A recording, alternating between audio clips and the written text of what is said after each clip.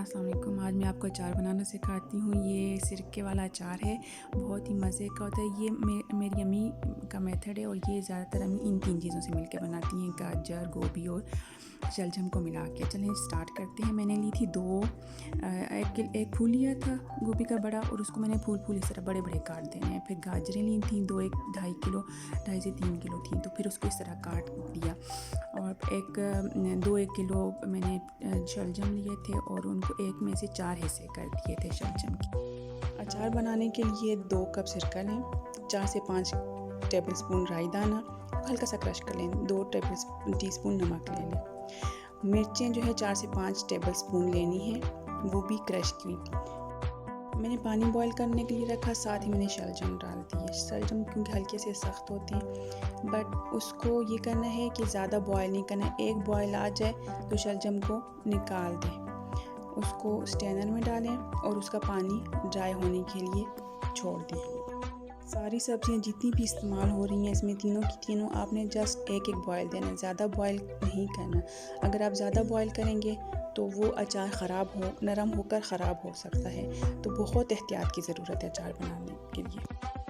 शलजम निकालने के बाद मैंने पानी को गिराया नहीं है, मैंने उसी पानी में जो है कटी हुई गोभी डाल दी। और पानी चूँकि गोभी डालने से हल्का सा ठंडा हो गया तो उसको हल्का बॉयल आने में 1-2 मिनट लगे। जब पानी बस गोभी बॉयल होना शुरू हुआ, जब पानी हल्का सा बॉयल होना शुरू हुआ तो मैंने गोभी भी निकाल दी इस पानी में से। इसको ज़्यादा बॉयल नहीं करना क्योंकि गोभी फिर नरम पड़ जाए तो अचार सही नहीं बनता है। तो मैंने बस ये देखिए निकाल रही हूँ। निकाल के इसको मैंने एक स्ट्रेनर में डाल दिया है ताकि इसका पानी भी अच्छे से निकल जाए और ये खुश्क हो जाए। देखिए मैं गोभी निकाल रही हूँ ताकि ये पानी इसका नुचड़ जाए। अब उसके बाद मैंने क्या किया, इस पानी को गिराया नहीं, इसी में गाजर डाल दी। गाजर भी एक उबाल आ गया जब गाजर में, तो उसको भी मैं निकाल दूँगी। उसके बाद मैंने एक साफ़ कपड़ा लिया, उस साफ़ कपड़े को मैंने मेज़ पे बिछा दिया। अब ये सारी सब्जियां जितनी मैंने उबाली थी इन सब को मैंने इस कपड़े पे डाल दिया था और इसको जो है मैंने फैला दिया ताकि जितना पानी है वो इस कपड़े को में जज़्ब हो जाए और ये सारी की सारी सब्जियां जो हैं बिल्कुल खुश्क हो जाएं, पानी इनका बिल्कुल ख़त्म हो जाए इनमें से।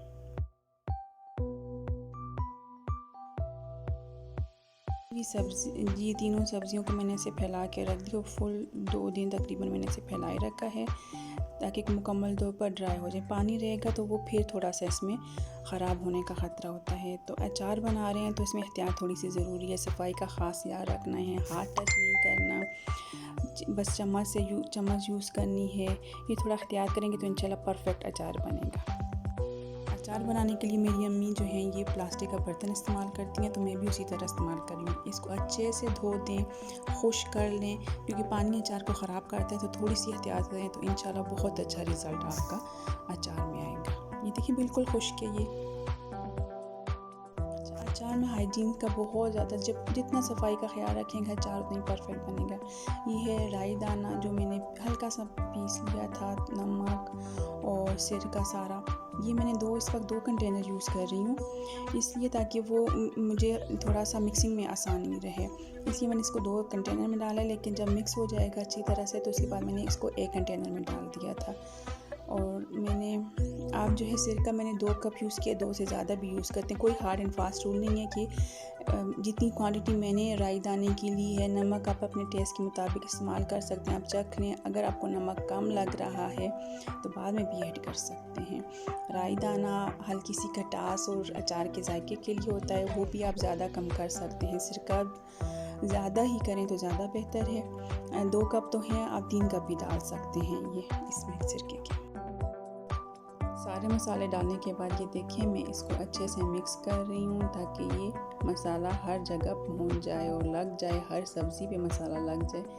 देखिए अब इसको मैं मिक्स कर रही हूँ।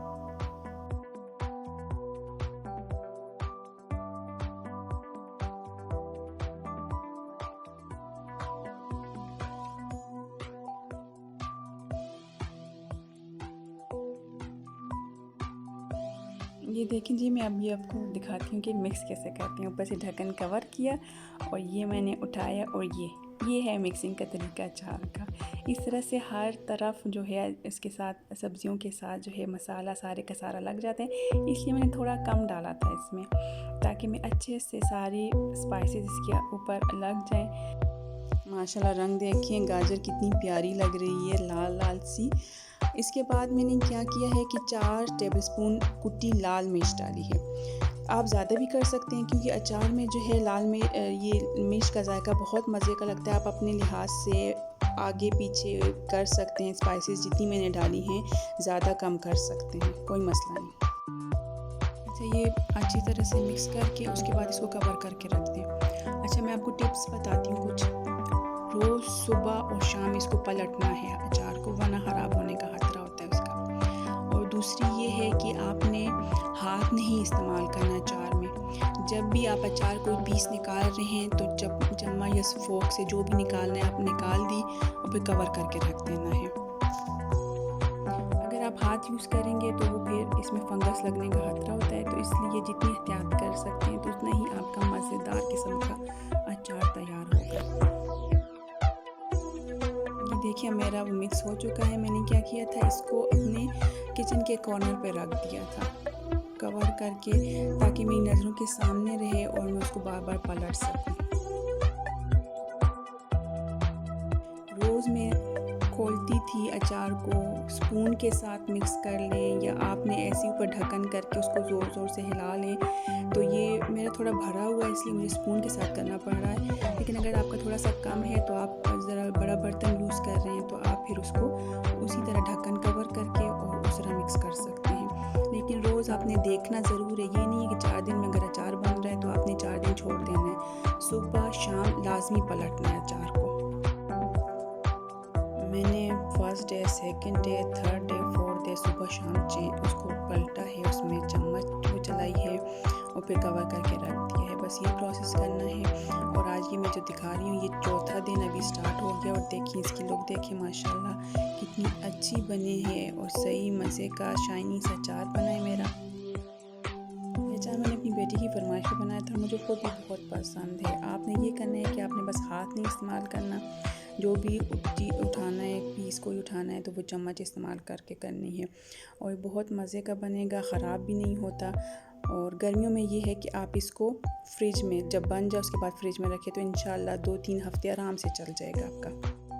चलें जी, ये फ़ाइनल लुक आप देख लें और मुझे इजाज़त दें। अल्लाह हाफिज़। मेरे चैनल को सब्सक्राइब करें और दुआओं में याद रखें। चलें, अल्लाह हाफिज़।